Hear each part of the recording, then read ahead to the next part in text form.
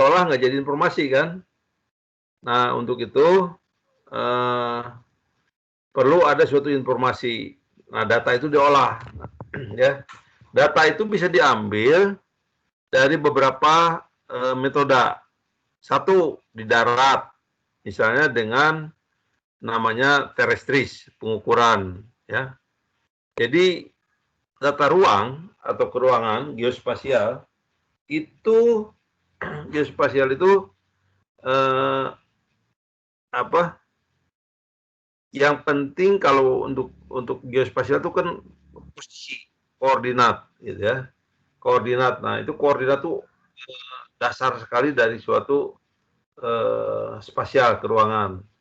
Jadi kalau Anda di Pulau Rohi bicara umumnya tematik, ya, peta tematik gitu. Tapi di geodesi geometrik yang penting, ya.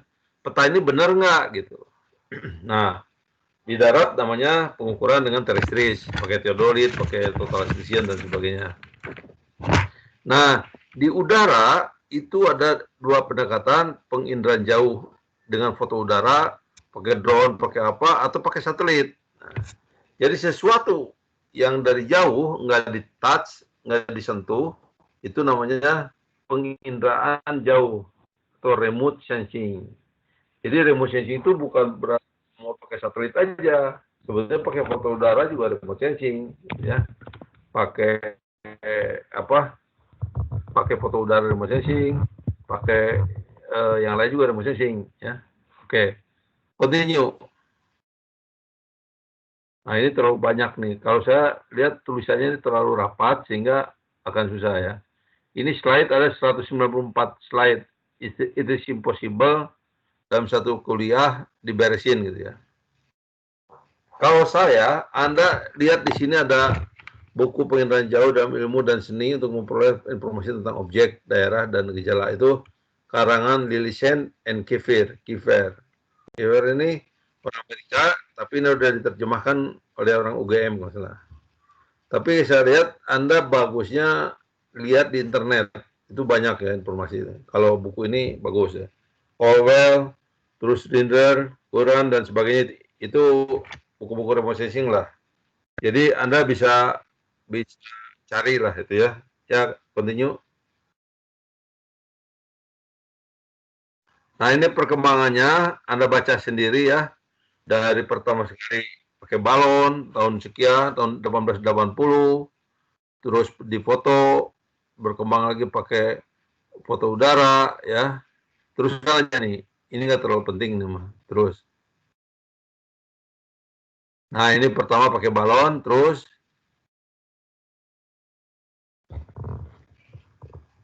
nah ini lalu orang mulai berkembang pakai pesawat terbang ya. Nah, pakai pesawat terbang apa? Bisa digeser ya. Wilbur Wright 1909. Terus ini hanya history ya, Anda belajar history. Terus ada amphibious plan, bus plan ya. Lalu Perang Dunia Kedua udah mulai pakai microwave, pakai radar juga bisa. Terus deh. Ya, di sini mulai orang menggunakan antara yang inframerah sama true color ya. Nah, true color ini yang sebenarnya ya, yang sebelah kiri itu. Nah, yang ke kanan itu pakai gelombang inframerah. Ada spektrum gelombang elektromagnetik. Jadi dalam remote sensing itu mengukurnya sebetulnya pakai spektrum gelombang elektromagnetik. Nah, inframerah ini itu menyatakan temperatur ya. Kalau temperaturnya misalnya bush fire itu kebakaran hutan, itu bisa dideteksi dari inframerah ya. Dari suhunya bisa dilihat ya. Terus nah ini citra inframerah visual interpretation dari color composite image yang diekstrak dari image processing software ya, inframerah. Terus Terus, nah sekarang ini pakai radar ya, natural scanner, radar, many kind of remote sensor, 24 imager coming in the next decade. Jadi sensor itu bermacam-macam ya di dunia ini, dari NASA, tergantung spektrum gelombang elektromagnetik yang digunakannya ya, spot ya, terus Landsat dan sebagainya, QuickBird, terus kan.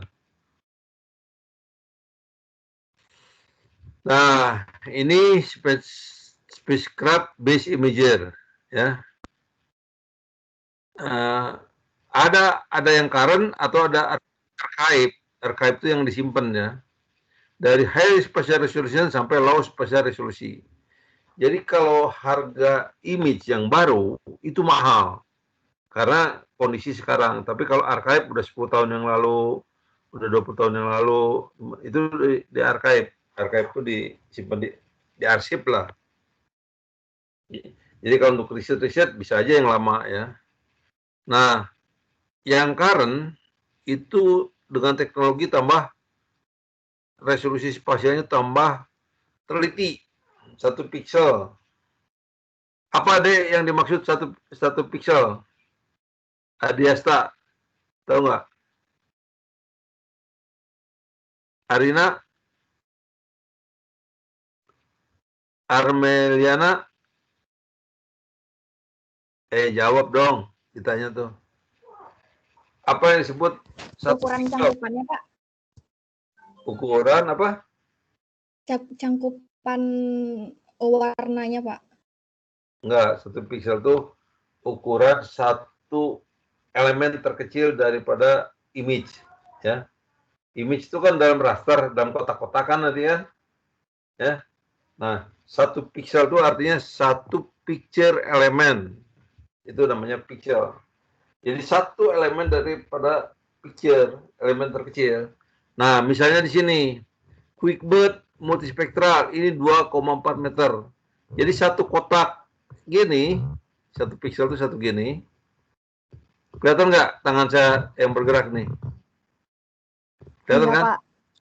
Ini tangan saya. Apa mouse-nya? Nggak kelihatan? Mouse-nya bergerak? Kelihatan nggak? Biasa. Kenapa nih? Biasa? Iya, Pak. Gambarnya kelihatan nggak? Enggak, Pak. Doko nggak kelihatan gimana? Hah?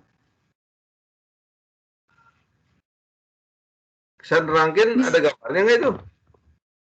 Saya juga nggak muncul, Pak. Hah? Screen-nya dari Adiasta, Pak, bukan dari Bapak, Pak. Iya. Jadi mouse-nya Bapak nggak muncul di sana. Oh, puter-puternya ya, saya lupa.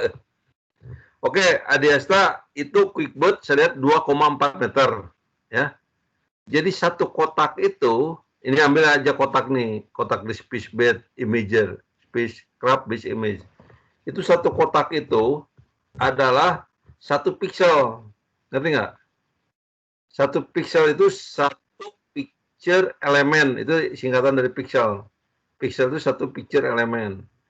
Nah, kalau Anda lihat di sini, yang resolusi paling tinggi apa? Iconos atau QuickBird?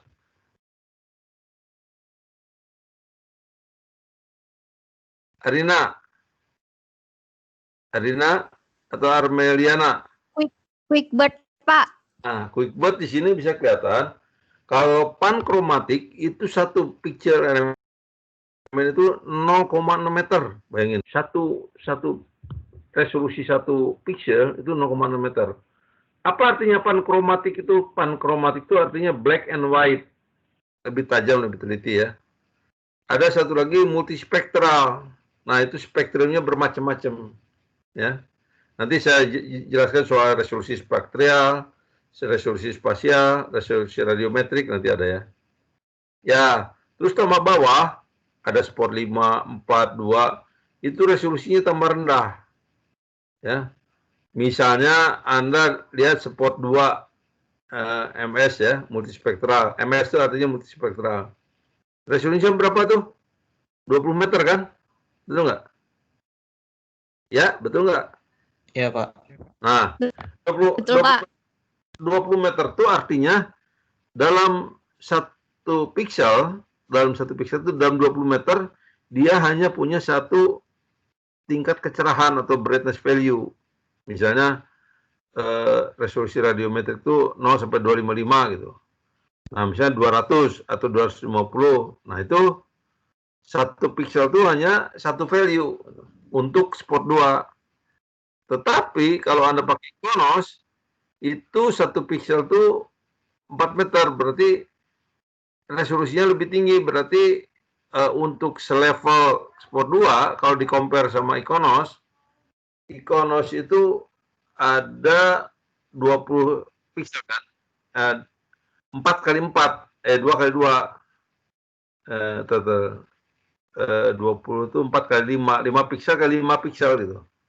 Jadi di Iconos sudah berubah brightness value-nya karena 20 meter, tapi di spot hanya satu value gitu. Ya. Jadi makin kecil, makin jelek resolusinya, makin besar satu pixelnya. Ngerti nggak yang saya maksud? Saya maksud gini. Ngerti, Pak.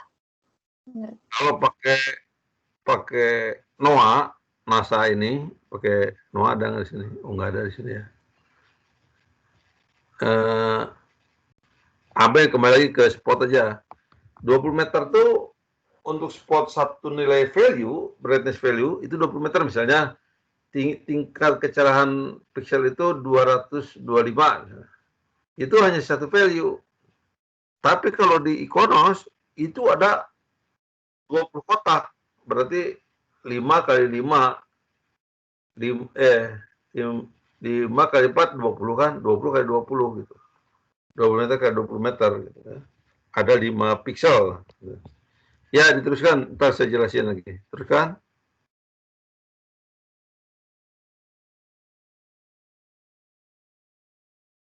Nah, ini aplikasi daripada untuk Tiros ya. Ini geostationary operation. Teruskan. Bukan yang ini saya rasa. Teruskan. Nah, ini Earth-1, Earth Sensor adalah mengamati warna laut. Dan ini untuk laut juga bisa ya. Diamati gitu ya. Teruskan. Nah, ini konsep daripada penginderaan jauh ya.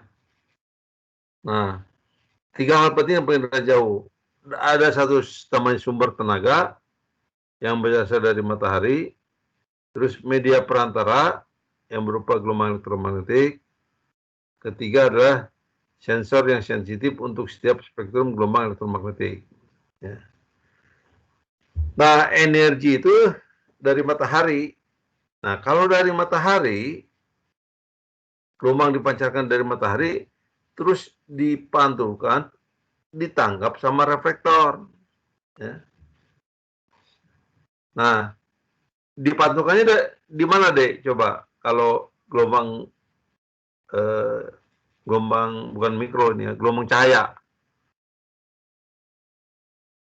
atau infrared merah dari matahari,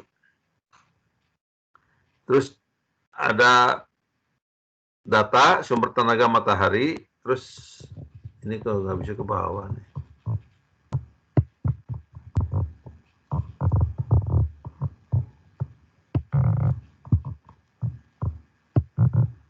Ini saya punya nggak bisa ke bawah ininya nih. Gambarnya mana? Halo? Iya, Pak. Kok gambarnya nggak ada? Gambar yang mana ini bukan, Pak? Gambarnya kamu? Di yang lain ada nggak? Di saya ada. Oh, Di saya ada.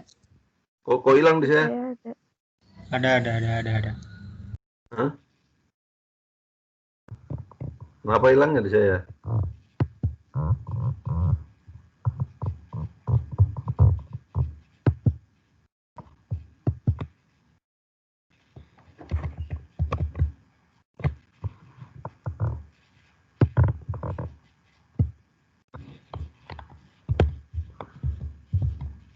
Ya udahlah, yang tadi ya. Udah. Coba aja dulu. Sumber energi tenaga yang berasal dari matahari. Ada media perantara yang berupa gelombang elektromagnetik. Ya. Jadi kalau Anda lihat di situ objek atau target itu apa tuh? Di bawah tuh. Satu, sumber tenaga I. Input yang masuk tuh. Masuk ke objek atau target. Dia dapat data. Objek target itu apa tuh, Dek? Tahu nggak di situ? Menurut Anda apa objek targetnya? Permukaan tanah. Ya. Jadi sinar dari matahari dipantulkan oleh permukaan tanah.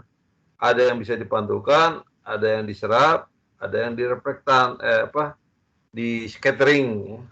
Namanya refleksi, scattering, dan transmisi. Diteruskan. Nah, lari ke atas. Nah, di atas tuh, sebelum dapat data, ini gambarnya terlalu simpel gitu. Ada namanya sensor. Ngerti nggak? Ditangkap sama sensor. Sensor itu apa? Ya macam-macam. Ada Landsat, ada Spot, ada QuickBot, ada Iconos, ada apa banyak macam-macamnya. Tergantung pabriknya. Nah, sensor itu ada dua. Ada yang sensor untuk gelombang elektromagnetik dan sensor untuk gelombang optik. Optik itu termasuk cahaya, inframerah gitu ya. Di spektrum bisa Anda lihat. Jadi sensornya tergantung itu, ya. Termasuk sensor. Anda lihat di atas, ya. Lihat kan apa itu pengindara jauh? Udah kelihatan nggak di situ? Halo? Anybody home? Pak. Ya. Jadi yang B itu dari matahari, ya. Dipantulkan lagi. Nah, diterima sama satelit itu. Ada D, ada E gitu. Reflektan dari itu diterima sama satelit. Lalu dari satelit itu dipancarkan kembali ke F. F itu bukan rumah di sini. F itu namanya stasiun bumi untuk penyimpanan data. Di Indonesia di mana stasiun buminya? Tahu nggak kira-kira Anda? Yang dikeluarkan oleh 8. Di mana di Indonesia? Ada yang tahu nggak? BIG tahu. nggak, Pak? Di mana? Di mana, Dek? BIG. Nah, BIG itu bukan. BIG itu untuk positioning, untuk koordinat gitu ya. Untuk buat peta-peta geometrik. Nah, kalau satelit image itu di bawah 8. Ya.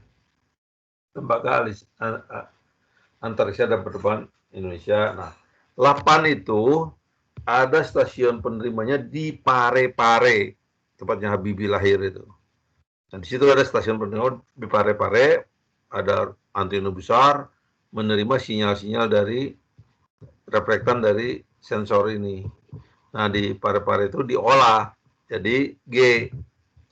G itu jadi peta foto atau image satelit. Dikasihkan ke orang, kan? Lalu direncanakan. Oke, mengerti? Logikanya gini lah. Mengerti, Saya mau bicara logika. Jadi matahari itu nyinar ke bawah, di bawah itu dipantulkan ke atas, ke sensor. Nah, tergantung permukaan bumi di bawah, di C itu di bawah. Nah, kalau permukaan buminya kasar, keras, kayak jalan tol, kayak paseng gitu. Nah, dipantulkannya banyak ke sensor. Ngerti nggak? Karena keras. Tapi kalau permukaan buminya air, dia diserap kebanyakannya. Dipantulkannya sedikit gitu, loyo lah gitu kan. Diterima sama sensornya loyo. Kalau dari sini misalnya 255 energinya tuh kan, masuk ke sini ke C kebanyakan diserap, terus dipantulkan ke B-nya tuh loyo sedikit. Misalnya 50, 10, sisanya hilang. Nah, kalau nilai kecerahan atau brightness value kecil 10, 20, itu berarti ada yang diserap. Ya. Kalau yang kecil nilainya kecil, oh ini adalah tipe air. Ngerti nggak? Jadi yang kembalikan misalnya hanya 15, yang 200-an lebih di bawah. Jadi kembalinya itu loyo lah gitu. Nah, tapi kalau di bawahnya keras, bisa pabrik atau apa, nah itu di reflektannya banyak sekali. Reflektannya dikembalikan ke sensor, makanya angkanya tinggi.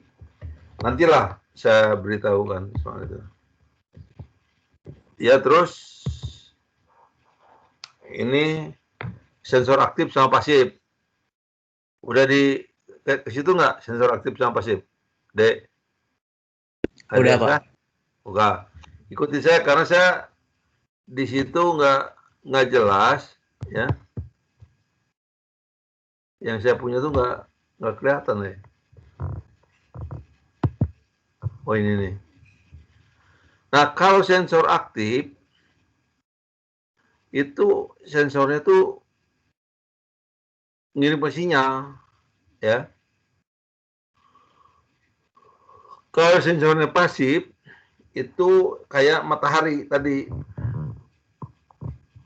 Tadi matahari sensornya pasif ya.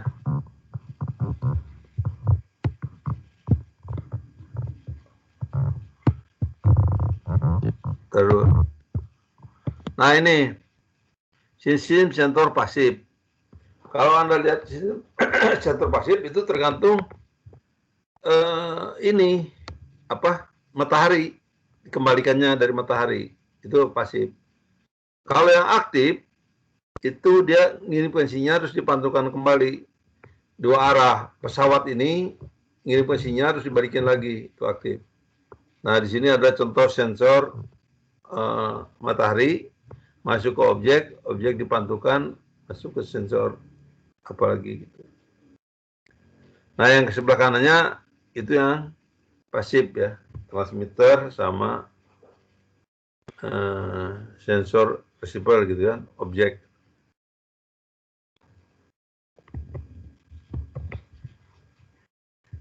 Ya sekarang terus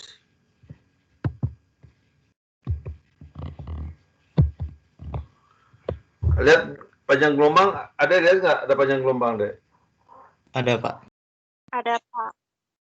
Nah itu Anda bisa lihat panjang gelombang sebelah kiri frekuensinya gede atau kecil? Sebelah kiri frekuensinya besar atau kecil? Nah, coba dilihat gambar itu. Frekuensinya besar atau kecil? Yang belah kiri. Yang kirinya biasa. Yang kiri itu kecil. Ya. Dulu nggak? Yang frekuensinya kecil berarti panjang gelombangnya besar. Ya.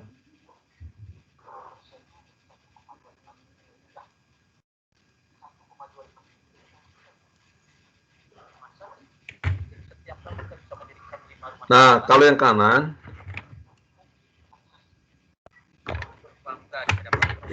itu frekuensinya besar, ngerti nggak?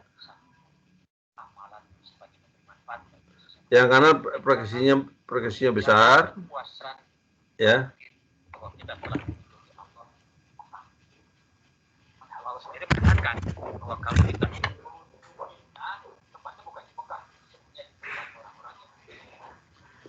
Nah, di sini Anda bisa lihat nih, microwave ini kecil, lambdanya besar, ya. Jadi gelombang mikro itu kayak gelombang radio, ya. Kayak gelombang HP itu gelombang radio, ya. Kayak jarak jauh, bisa jarak jauh, frekuensinya rendah, panjang gelombangnya tinggi. Tapi inframerah visible, nah mulai agak tinggi frekuensinya. Gamma itu lebih besar jaraknya dekat sekali, ya. Oke, itulah frekuensi. Ada 3 transfer itu: konveksi, konduksi, dan radiasi. Radiasi itu kayak matahari radiasi. Konveksi itu perpindahan panas. Konduksi itu diserap, ya. Nah, ini gelombang interaksi dengan matahari. Ada di situ udah kan? Ada, Pak.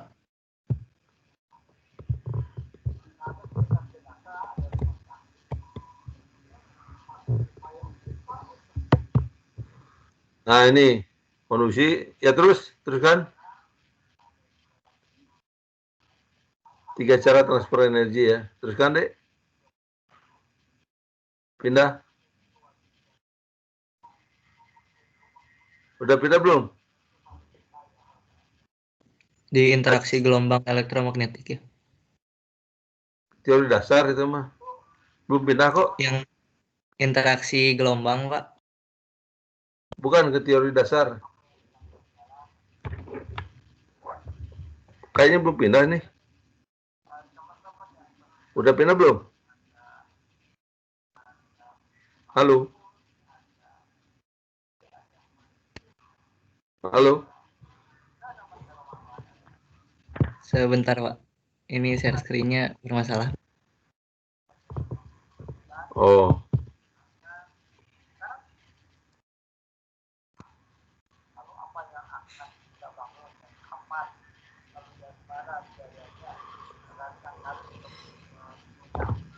Udah belum? Lagi loading, Pak, sebentar. Saya punya komputernya sih dipakai sama anaknya.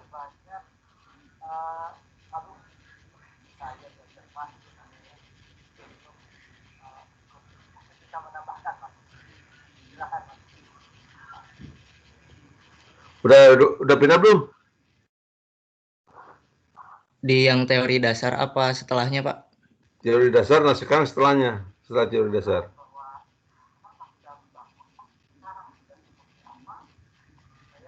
Kok belum pindah di komputer saya mah? Di tempat saya belum pindah. Udah, Pak, ini udah di slide setelah teori dasar. Tapi kalau saya hanya masih teori dasar aja. Kenapa ya? Di yang lain udah pada pindah. Kenapa di saya nggak pindah Udah pindah. Nggak pindah deh. Heran coba. Di tempat saya nggak pindah. Kenapa ya?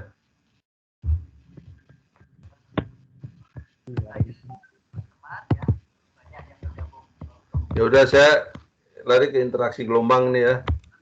Jadi proses interaksi gelombang elektromagnetik dihapus melalui proses atenuasi, intensitas radiasinya, refraksi, pembelokan, difraksi, penguraian, dan transmisi atau penerusan. Ya. Nah, itu ada yang disebut proses attenuation. Attenuation itu penurunan intensitas radiasi dikurangi, ya, oleh atmosfer yang meliputi penyerapan oleh materi aerosol, partikel, lalu dihampurkan lagi, lalu direfleksikan ke semua arah. Ya. Refraksi itu bisa lihat kan Anda materinya, pembelokan arah panjalan gelombang, refraksi.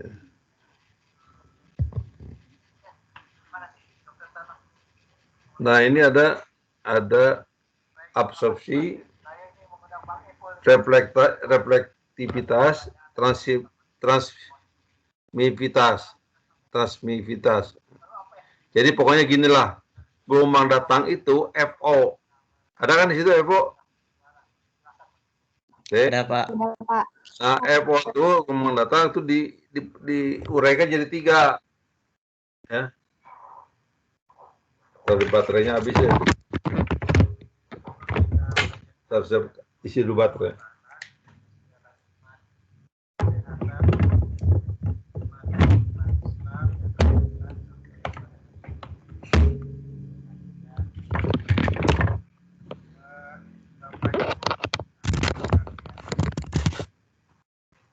Udah. Jadi di situ yang datang itu diabsorpsi, dia ada reflektivitas, terus ditransmisi. Intisarinya gelombang yang datang itu yang F0 itu ada yang diteruskan, transmisi, ada yang dikembalikan, refleksi, FR, ada yang diserap, FLA, diabsorb. Nah, pantulannya itu tergantung kepada bentuk tempat pantulan. Yang kayak air itu ideal, ya. Namanya spekuler apabila sudah datang sama sudah pantul. Terus ada yang ini spekuler yang agak lain, terus diffuse, radiasi datang dipantulkan ke semua arah. Near diffuse dipantulkan bagian seluruh permukaan spektrum. Itu adanya. Difraksi, nah ini penguraian warna oleh partikel air yang bertindak sebagai prisma memiliki sifat sesuai dengan karakteristiknya ya. Tipe panjang gelombang elektromagnetik.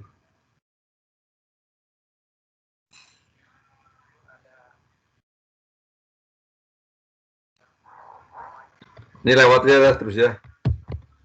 Nggak begitu penting. Lihat ada itu enggak yang punya kamu, interaksi gelombang elektromagnetik dengan sistem bumi atmosfer. Ada, Pak. Nah, itu di show di bahan presentasi. Berdasarkan geometri dan sifat perkembangan proyek, 3 tipe lengkungan spektral refleksan. Jadi pantulan dari tanah kering, pantulan oleh air, lengkungan refleksan air, dan pantulan oleh tumbuhan. Nah, Anda bisa lihat di sini panjang gelombang sumbu X, lalu pantulan sumbu E. Ya. Kalau tipe tanah akan gini pantulannya. Ya, macam-macam tipe. Lanjut. Nah, ini comparison antara foto udara pankromatik sama yang inframerah. Kelihatan nggak dua foto disandingkan tuh? Udah sampai situ belum? Udah. Energi magnetik dapat dideteksi secara fotografitis maupun elektronis, ya. Nah, citra dalam black and white dan dalam infrared. Ya, terus continue. Ada gambar piksel? Ada, Pak. Nah, satu pixel size itu ini, satu kotak ini. Itu satu pixel size.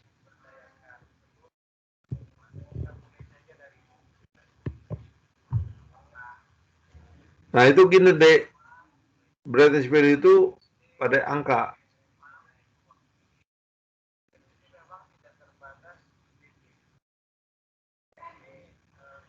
Nah, ini gini ya. Kalau yang hitam sekali gambarnya 0. Ya. Kalau yang terang sekali gambarnya putih gitu. Jadi ini grading perubahan warna itu tergantung fungsi digital number. Nah, yang angka-angka itu saya sebut digital number atau brightness value.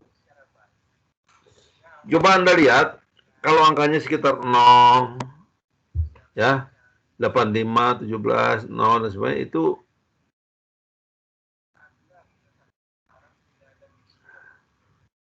nah di situ 0 menyatakan hitam, kalau putih menyatakan 256, 239.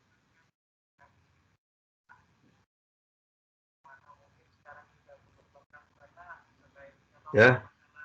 Jadi informasi dari rentang panjang gelombang yang berdekatan disimpan dalam bentuk channel atau band kanal. Ya. Ada beberapa band. Lanjut resolusi ya. Ada 4 jenis resolusi, yaitu resolusi spasial, yaitu spasial itu ukuran objek yang terkecil atau yang terdeteksi. Ya. Kedua, resolusi spektral atau spektrum, panjang gelombang yang digunakan. Spektrum ya. Terus radiometrik adalah derajat kedekatan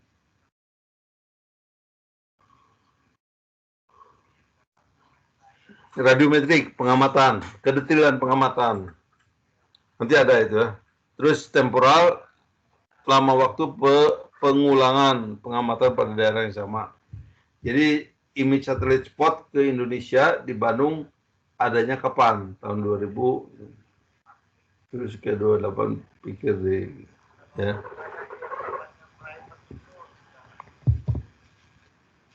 Nah ini lihat nggak spectral resolution? Anda lihat nggak? Halo? Ada. Lihat, Pak. Lihat, Pak. Coba itu digedein gimana?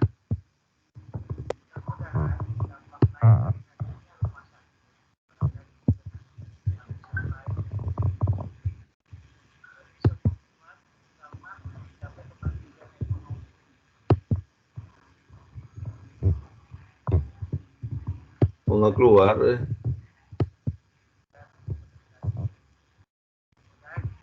Di gambar saya itu.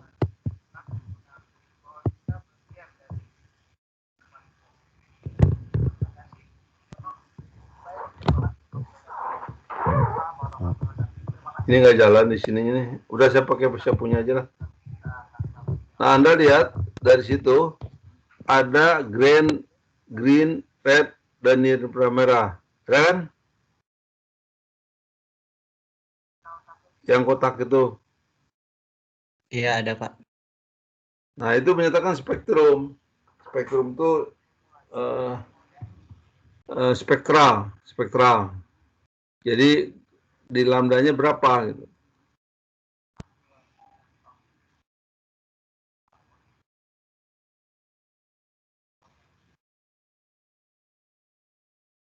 Nah, itu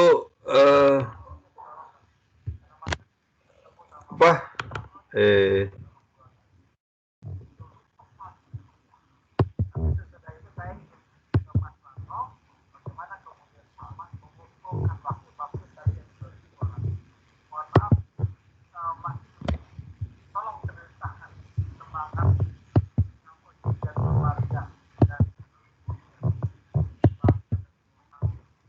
Nah, apa ini?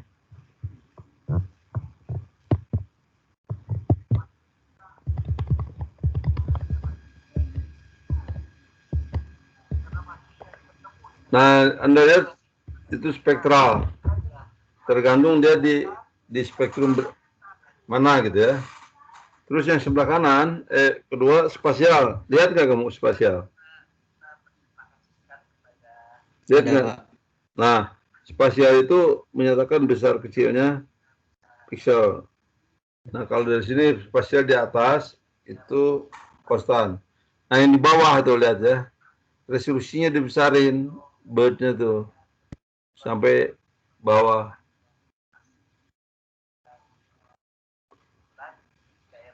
Spektrum ya. Nah, radiometrik tadi spektrum spektral. Itu radianya ke gelombang.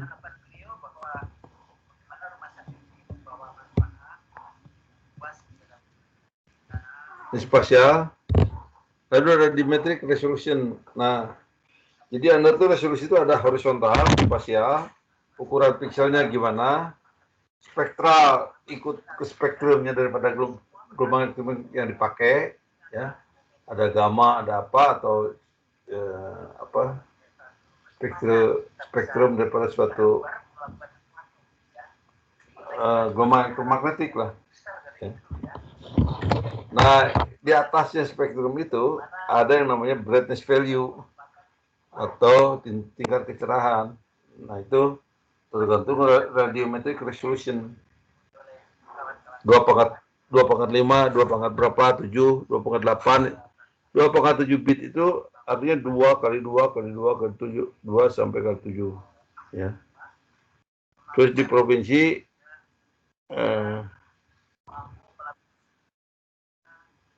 misalnya 8 bit.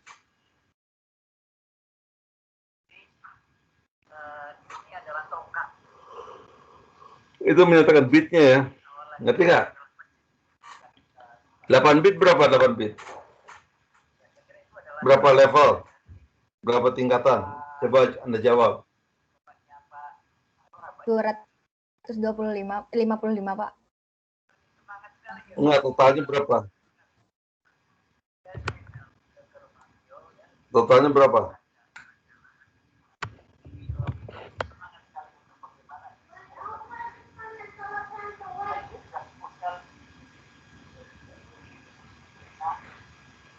Totalnya berapa, Dek?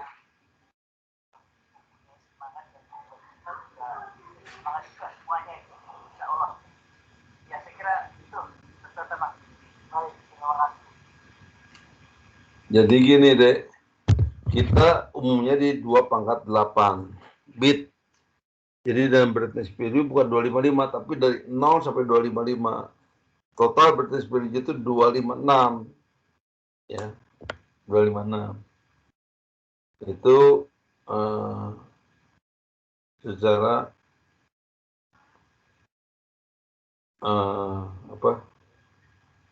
vertikal ya, radiometrik 256 radio. Oke, itu tambah sekarang resolusinya radiometrik itu tambah besar, ya. 8 bit, 9 bit, 10 bit dan sebagainya. Nah, ada satu lagi temporal resolution. Temporal resolution itu resolusi daripada time. 1 Juni 2004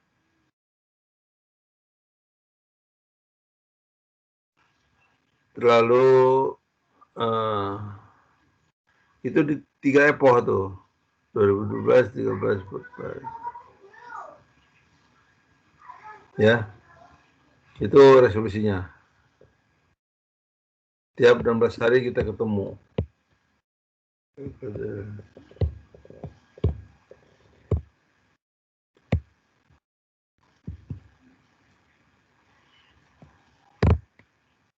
Ini kelemahan apa plus minusnya. Saya capek, istirahat dulu ya. 10 menit ya. Mau minum? Bisa, Dek? Bisa Pak. Boleh, Pak. Istirahat dulu lah. Sampai lelah mata.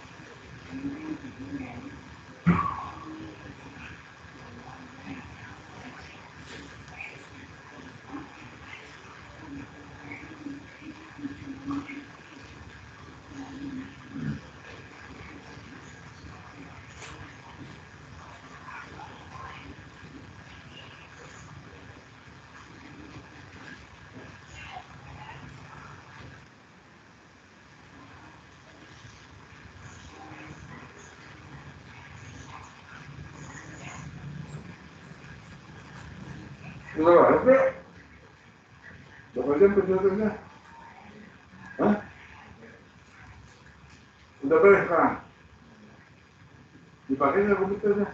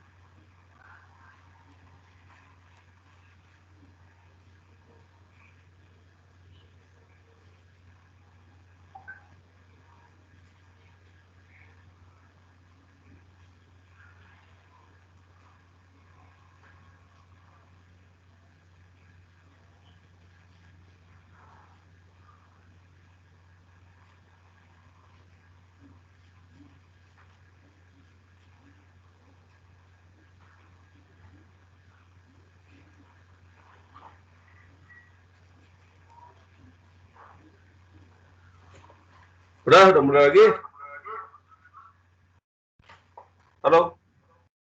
Ya Pak. Nah, Ya, Pak, boleh, Pak. saya pakai komputer saya.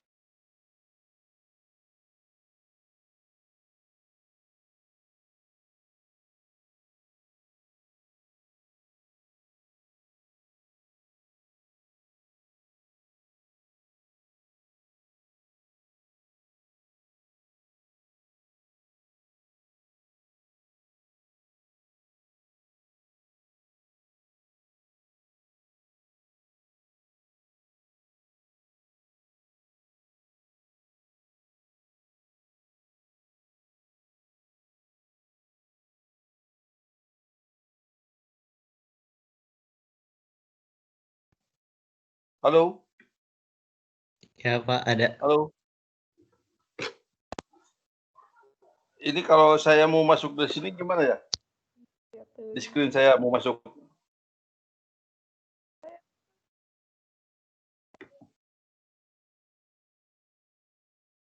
Desktop window. Screen share.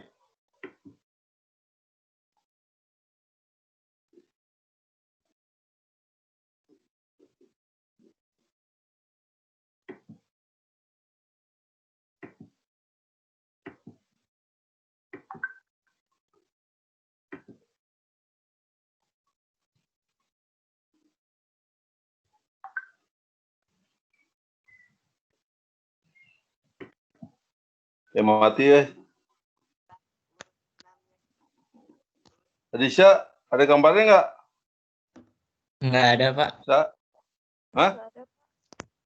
Gambar kamu ada nggak? Nggak ada. Nggak, gambar ininya. Screenshotnya. Screen share-nya mau dari Bapak lagi apa dari saya aja Pak? Kalau dari saya, masuk kemana nih? Itu yang share konten di sebelah gambar mikrofon Pak di atas. Ya, di sebelahnya udah open share tray, udah di open.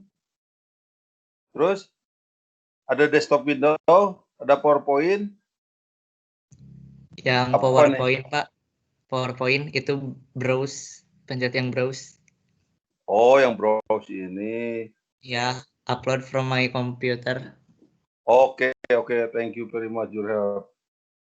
Iya Pak. Oke, thank you very much. Jadi perginya ke browse ya. Sebentar. Ah, ini.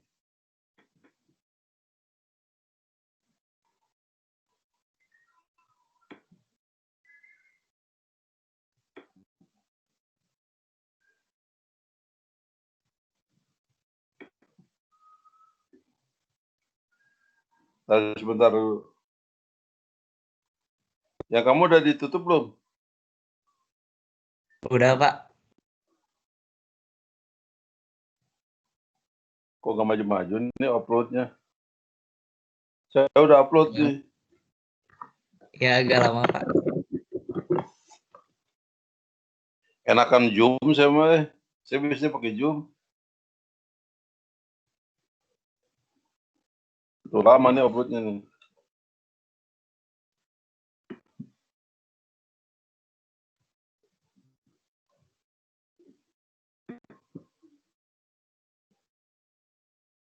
Kok nggak maju-maju ya? Ya emang agak lama Pak. Tungguin aja. Kalau Zoom mah langsung.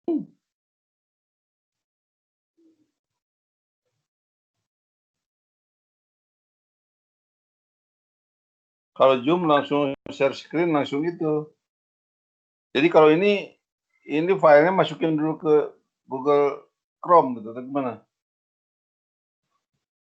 Iya di si Microsoft Teams-nya Pak. Ini nggak maju-maju nih, udah di tengah-tengah.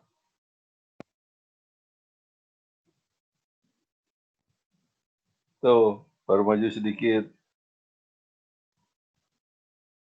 Tadi saya masukin replace di situ. Replace itu apa?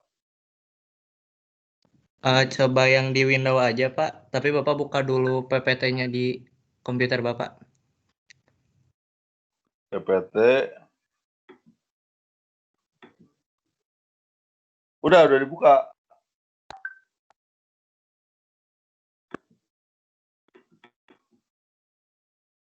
Kalau download gitu lama mah. Coba Ini lihat PPT-nya udah dibuka.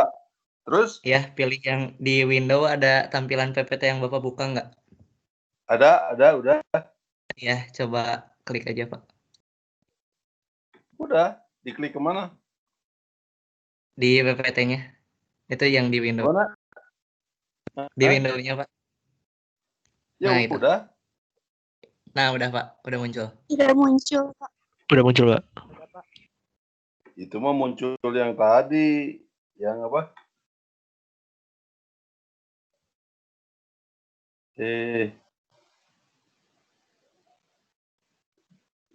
Join lagi.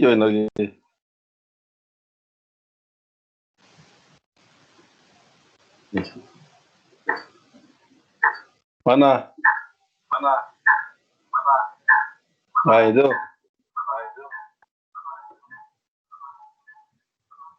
Ada ya? Halo? Ada, Pak.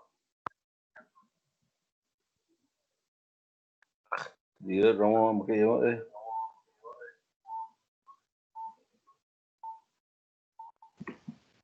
Halo? Iya, Pak, ada. Menggema misalnya.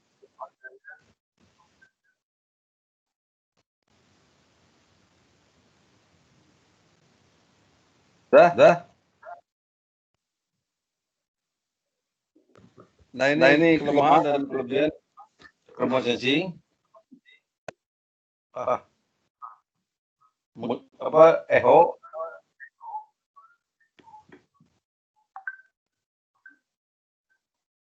Enggak, saya di sini nih. Kelihatan nggak? Ada, Pak. Judulnya penginderaan jauh bukan? Iya, betul, Pak.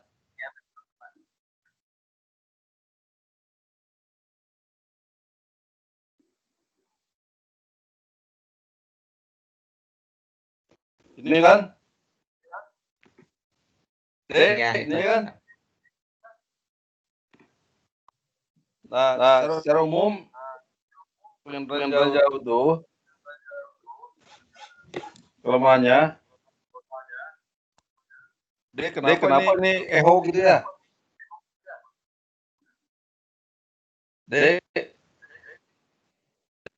Halo. Ya, Feedback, kenapa, Pak? Pak, suaranya, Pak. Ya, kenapa ya? Coba satu dulu. Halo? Wah, echo euy. Nggak ngerti saya nih. Di kamu echo nggak? Halo? Masih, Pak, dikit. Sama Pak, masih ada echo.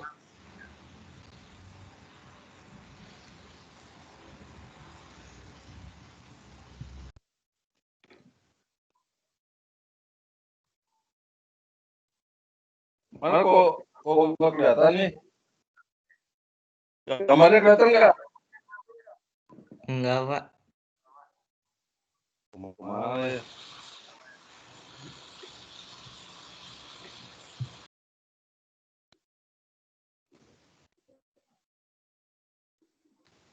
Ya udah sharing aja di sini dah. Kelihatan nggak? Kelihatan, Halo? Pak. Kelihatan, Pak. Oke. Ada, Pak. Nah, ini remote sensing. Kelemahannya hanya dapat mengenal objek di muka bumi. Ya.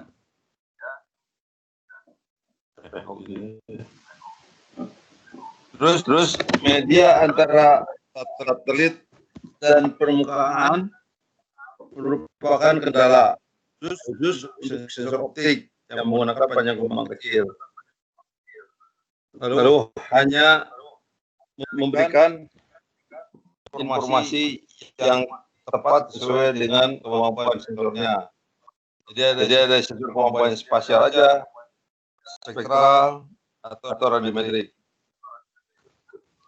Ya.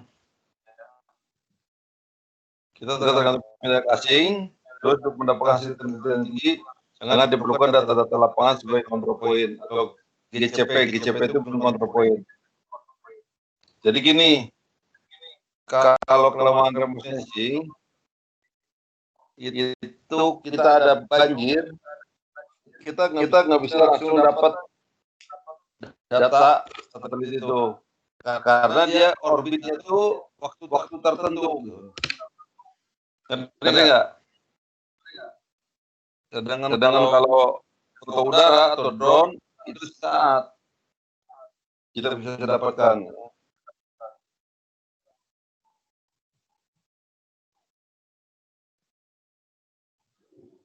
Ini network jelek nih. Ini kualitinya.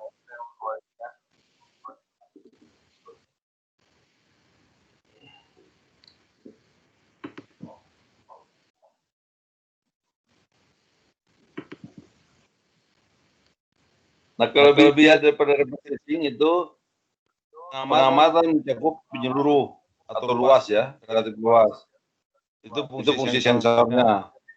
Terus penginderaan dilakukan secara kontinu dengan periode tertentu. Nah ini kalau banjirnya hari ini, satelit yang belum lewat 15 hari kemudian ya baru dapat data 15 hari kemudian. Itu kelemahannya ya. Kalau kelebihannya ya dilakukan secara kontinu atau periode tertentu. Jadi 2-5 tahun sebelum adanya hukum atas internasional atau jauh kita membeli data mengamati negara lain. Jadi data kita tuh di Amerika ada ya data-data di Google itu semua data dari satelit ya. Ada satelit lagi namanya satelit telekomunikasi atau meteorologi, itu cakupannya luas. Ya. Jadi di angkasa itu bermacam-macam satelit, dari GPS, satelit satelit ya, terus satelit meteorologi dan satelit telekomunikasi. Nah kalau daerah kayak di Kalimantan, daerah kabut atau awan, yang terbaik itu menggunakan microwave ya. Sedangkan gelombang optik itu tidak bisa menembus awan. Ya. Jadi Kalimantan jelek kalau pakai gelombang optik. Nah ini karakteristik orbit satelit. Ya. Dia ada geostasioner, tetap di ekuator, ada polar, muternya di atas, ada ascending atau descending. Naik atau turun.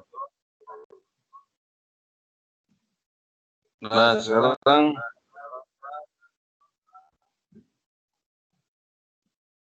geostationary orbit ya. Nah geostationary orbit itu gambarnya kelihatan deh. Halo. Kelihatan, Pak. Geostationary orbit itu sangat tinggi, ketinggian sangat tinggi. Dia punya posisi sama dengan permukaan laut setiap saat. Bukan bumi. Jadi seolah diam. Jadi kecepatan satelit sama dengan kecepatan perputaran bumi. Jadi tingginya tuh sekitar 36.000 km. Stasionari itu yang tetap. Nah, kalau nilai polar obat, dia orbitnya ke arah polar gitu ya. North South.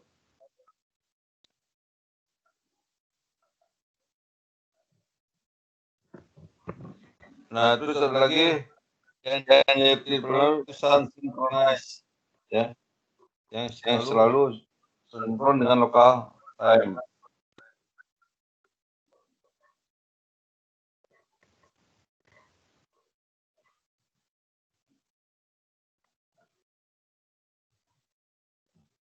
Terus itu orbit length, ya, panjangnya orbit.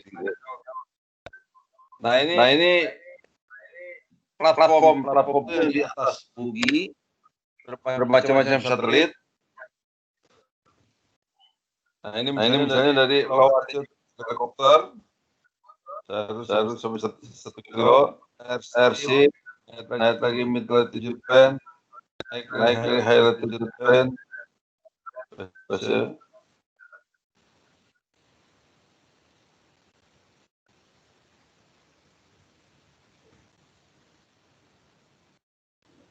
Nah ini ya, geostasiun satelit misalnya Meteosat, Geos, ini untuk meteorologi, dia periode sama dengan perputaran bumi. Ketinggiannya di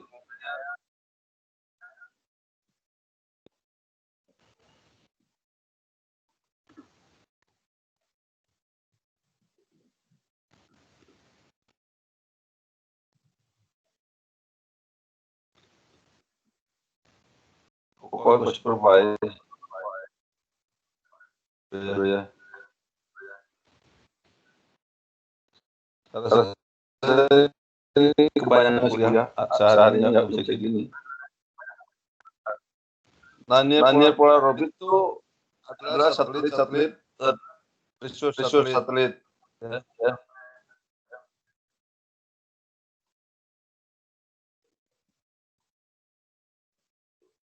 Nah ini satelit track, sun synchronize attitude-nya, air resolution, near polar orbit dan sebagainya. Dan dites setiap hari.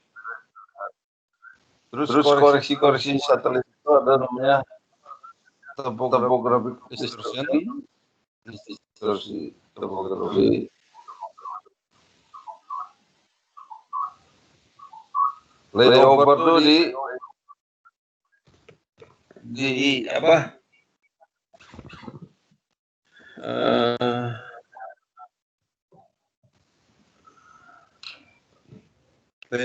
Layover ada bayangan gitu ya.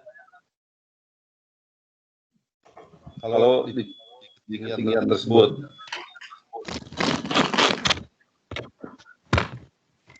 Lalu shadow, nah ini shadow itu bayangan, kalau layover itu tertutup gitu ya. Yang AB itu di atasnya, ya, layover tertutup. Nah ini kesalahan pada pencernaan satelit, ada geometrik, ada radiometrik. Jadi geometrik itu satelit itu dia motret aja.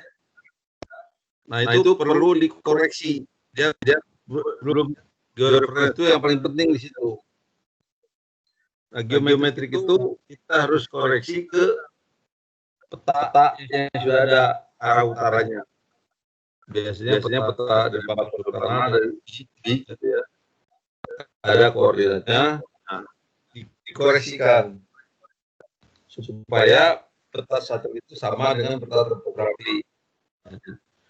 Lalu kesalahan geometrik itu kesalahan reflektannya, pikselnya. Ya. Nah sumber kesalahan geometrik adalah scan skew, mirror scan velocity, panoramic distortion, platform velocity, rotation dan perspektif. Ya. Di situ ada yang sistematik. Non sistematik itu attitude, ketinggian, ya, dan sebagainya. Nah ini Anda pintas saja lah, tapi yang paling penting itu di sini menggunakan ground control point. Ya. Menggunakan topographic map, menggunakan satelit image. Jadi ground control point itu titik kontrol di lapangan drone untuk GCP. Itu bisa diamati dari GPS. Terus yang kedua, topografi map yang ada terhadap satelit. Bisa aja topografi map dalam digital ya. Titik-titik satelit diikatkan ke topografi map ya, berjalan. Lalu yang ketiga, menggunakan satelit to satelit image sepertinya ya. Terus persoalannya berapa bukannya dan bagaimana distribusinya.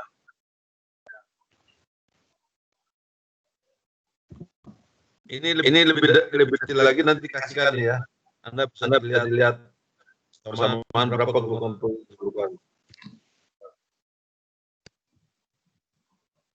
Nah ini radiometric distortion ada dua, atmospheric condition dan detektor.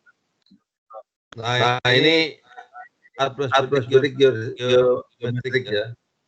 Jadi dari sini ada haz itu ada kabut, lalu dikoreksi sehingga kabutnya hilang.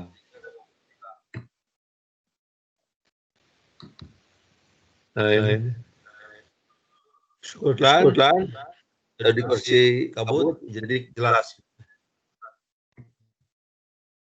Nah ini juga sama di Jerman.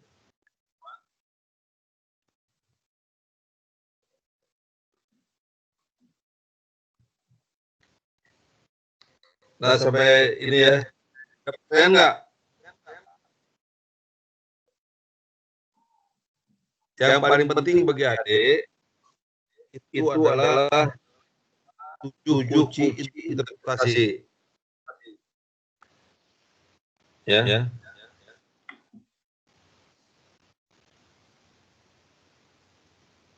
Dek gambarnya kelihatan nggak? Kelihatan, Pak. Yang saya yang 7 kunci interpretasi.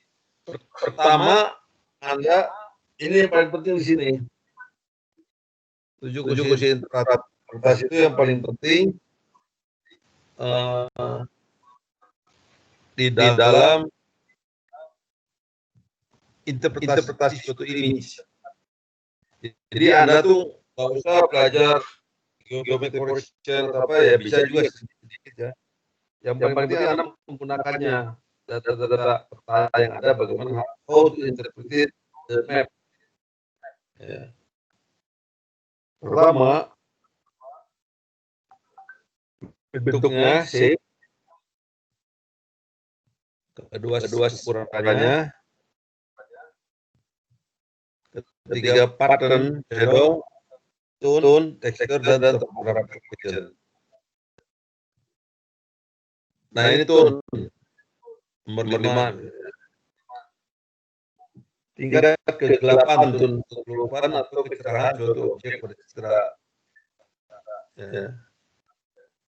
Ada berwarna color, yaitu hitam pengamatan yang menggunakan spektrum.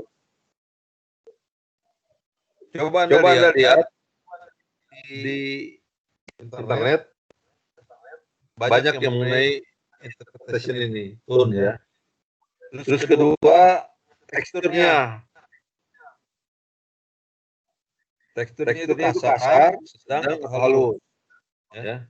Bisa jadi lihat misalnya kalau hutan itu kasar. Sedangkan sawah halus.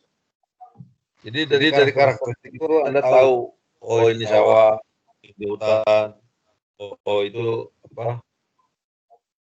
Hutan bertekstur kasar, misalnya pinus dan sebagainya. Bentuk adalah shape.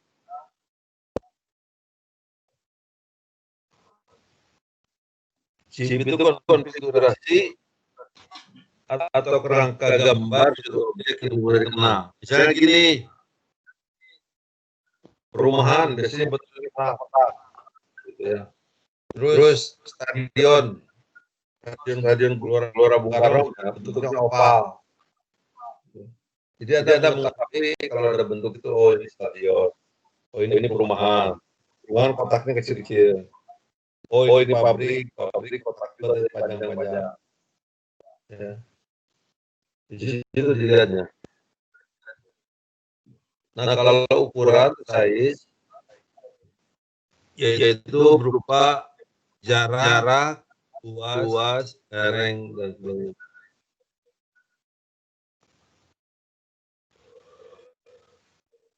Kemudian pola tempatan ada susunan ruangan yang dapat menandai suatu objek merupakan bentukan atau bentukan alamiah.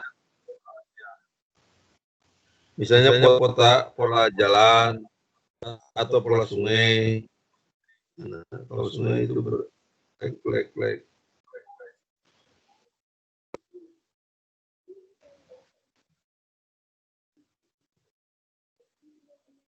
Lalu misalnya pola pattern daerah permukiman transmigrasi, patternnya kelihatan. Rumah yang jaraknya seragam, serta selalu menghadap ke jalan. Kebun karet, kebun kelapa, dan sebagainya itu ada patternnya. Ya. Situ site adalah antara objek terhadap objek lain di sekitarnya. Misalnya ada tempat parkir, ada stadion, terus pinggir pantai itu pasti sepanjang jalan ada tanggul dan sebagainya. Misalnya ada sawah pasti diairi di sungai. Itu korelasi ya. Shadow itu bayangan. Jadi misalnya gedung tinggi itu bisa lebih jelas ya. Lereng terjal tampak lebih jelas dengan adanya bayangan. Atau menara, ya. Konsep dari bayang. Oh ini bayang ini adalah menara atau cerobong asap. Nah ini asosiasi itu diperlukan yaitu keterkaitan antara objek yang satu dengan objek yang lainnya. Misalnya jalan kereta api berasosiasinya dengan stasiun kereta api. Atau permukaan penduduk pasti berasosiasi dengan jalan.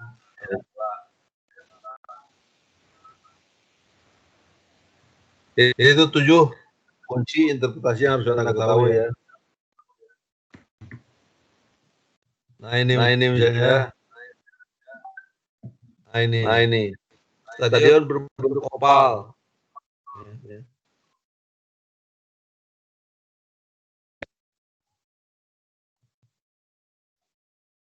Ini ada juga ini bahasa Inggris saya.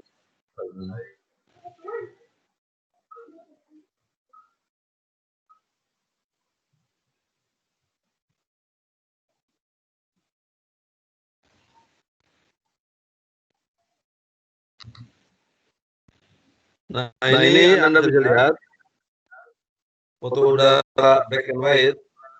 Ini vegetation coniferous live di hutan. Ini kasar kan melihatnya kan. Nah sebenarnya orchid.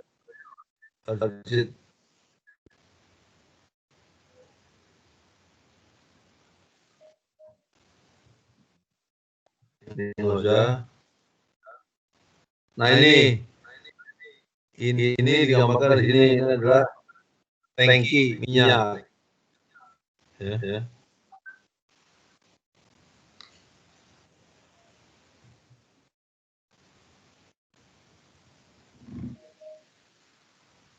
Nah ini kalau Anda lihat kelihatan nggak 4 image ini?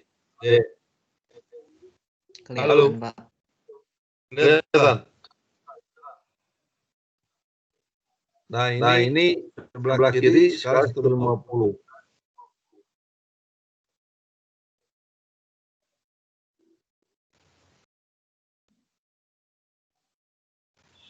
Nah Anda bisa lihat ya, ini skala 150 ribu. Ya.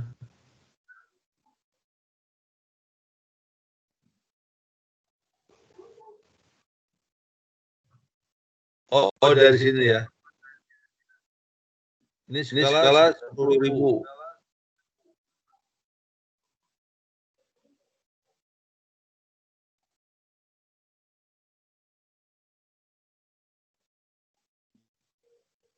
Ini ada lihat di sini ya. Kalau besar 110.000, resolusi 2,5 meter, terus ke sini skala 10.000.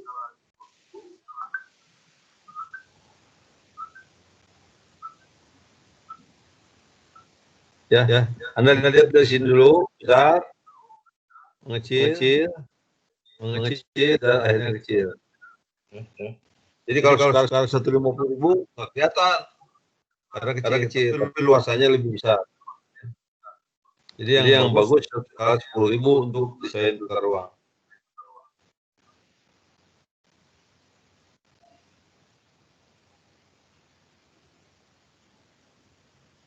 Ini apa, Dek? Hah? Jawa ini menyatakan apa? Halo? Spot 5, Pak. Apa?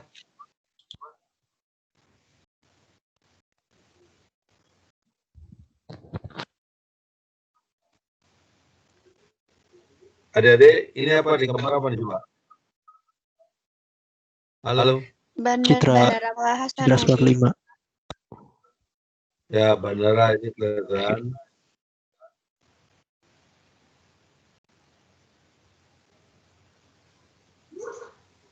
Jadi ini ada runway, true color ya.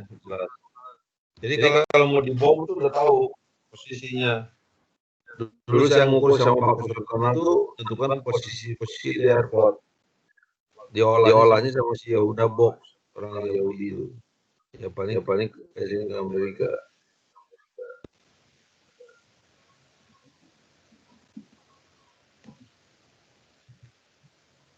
Wah, ini terlalu tinggi nih.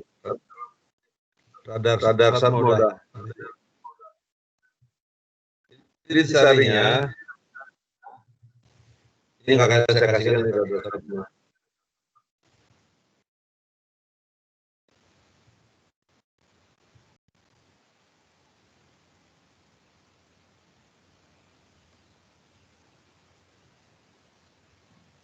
Saya nggak dikasihkan radar sat moda nanti.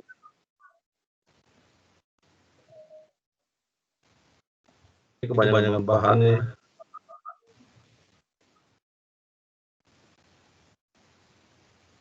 Ini gambaran resolusi ya. Yang kanan ini lebih tinggi resolusinya daripada yang ini.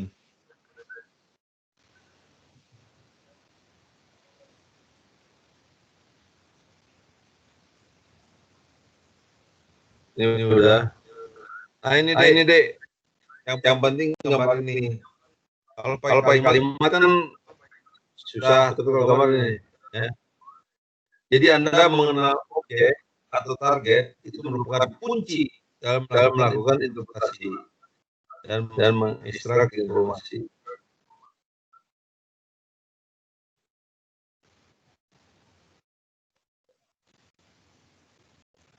Nah ini kalau Anda lihat tunnya ya, ini kasar, ini harus tunnya, ini hitam, ini putih. Nah lihat di shape-nya.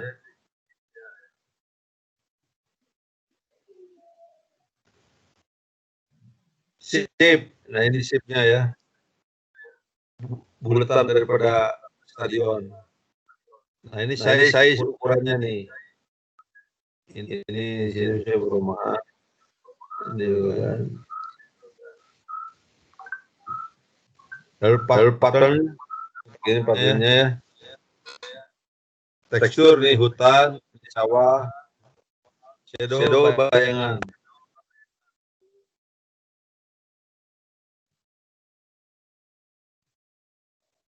Shadow ini tekstur.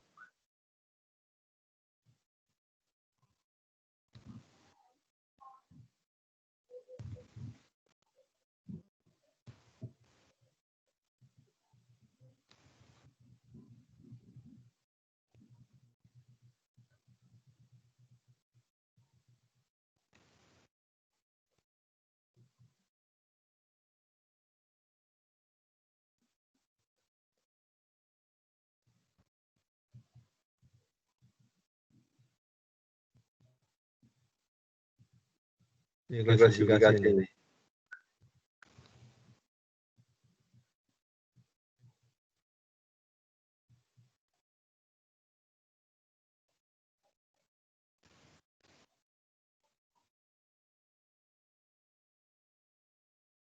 Ini belakang klasifikasi itu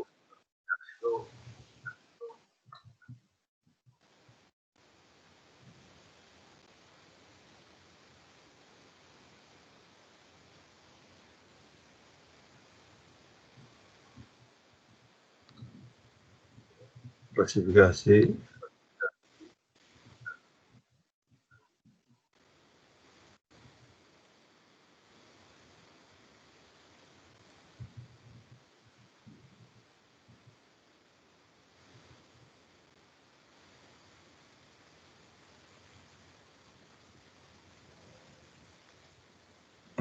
Jadi banyak ya jadi bertanya.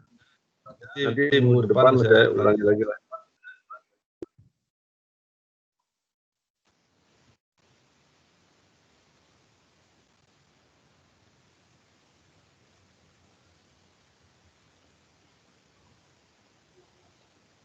Ya, itu interpretasi.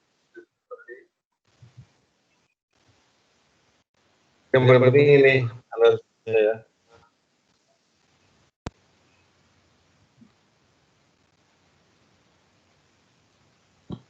Jadi proses pengolahan data digital. Jadi data satelit itu ini yang merah, yang kuning itu menyatakan angka-angka di sini. Angkanya misalnya 56.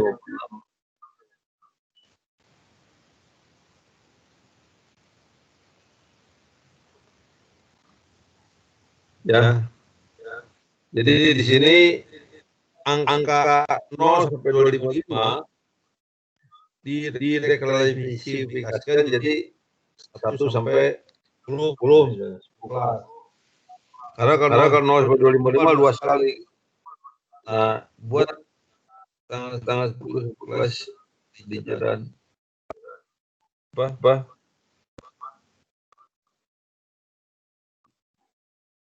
Jadi klasifikasi ini saya ada price value dari 0 sampai 255. Ya. 1 sampai 100 150 itu kelas 1. 51 sampai 100 kelas 2. 100 sampai 150 kelas 3. Ya, dibagi 4 kelas sampai 255. Jadi pengolahannya itu pre-processing, immediate enhancement itu immediate jelas, lalu perubahan image, lalu klasifikasi. Nah, nanti Anda di sini yang harus diklasifikasikan. Ada pertanyaan? Halo? Pak Iran mau nambahin? Enggak, Pak. Cukup, Pak. Itu aja lah. Ya ini bahannya kebanyakan, Pak. Ya. Apa-apa, Pak. Itu belakang-belakang. Simpel aja, terus anak-anak kasih tugas interpretasi image. Oke. Nanti di saya Ilan kasih tugas untuk interpretasi citra, Pak. Ya, karena dari planolog itu yang penting itu membuat peta tematik, interpretasi image, gitu kan. Nah, kalau geodesi kebanyakan ke geometrik yang harus kuat tuh. Iya. Terus bagi adik-adik baca buku processing banyak di internet, ya. Logikanya gimana? Jadi intisarinya processing itu mengukur brightness value atau digital number. Jadi dari matahari kiriman sinar ke tanah dipantulkan diterima sama satelit. Yang tadi saya bilang itu kalau air diserap. Jadi yang diterima brightness value tingkat kecerahan itu yang rendah, misalnya 10. Yang 245-nya itu diserap Nah, kalau keluarnya 10, di kotak-kotak tadi itu ada yang 10, ada yang 200, ada 50, ada apa. Nah, itu menandakan jenis objeknya. Misalnya kalau tol atau seng, pabrik seng, dipantulkan langsung. 155 kan, misalnya 8 bit. Dipantulkan. 205 diserap, 200 dipantulkan, nah, keluar warnanya putih.